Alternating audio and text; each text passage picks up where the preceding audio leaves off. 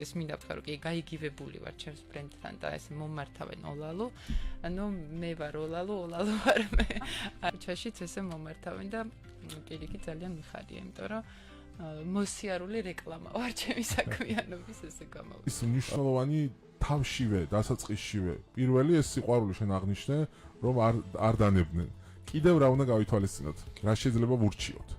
ჩემთვის მაგალითად და მე ვფიქრობ, ინდივიდუალიზმი არ უნდა დავკარგოთ. ძალიან ძალიან არასწორად მგონია ყოველ შემთხვევისთვის, რომ ვთქვათ ძალიან ხშირია ჩვენთან, ვთქვათ პინტერესტიდან გადმოღება, ან სხვისი ნამუშევრებს გადმოღება.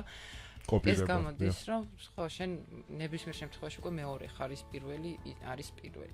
შესაბამისად, ყველა ადამიანი ვიბადებით უკვე ბრენდად და მოდი ნუ დავემსგავსებით სხვებს და საკუთარ თავში ვეძიოთ რაღაცა ახლა და მერწმუნედ ბევრად საინტერესო რაღაცებს აღმოაჩენთ და ის ბევრად საინტერესო იქნება მე მომხმარებლისთვის, ვიდრე იქ საიდანაც 100-ჯერ შექმნილი და 100-ჯერ გამეორებული რაღაც. ამიტომ რაღაცა ძიება უფრო საკუთარ თავში უნდა დავიწყოთ.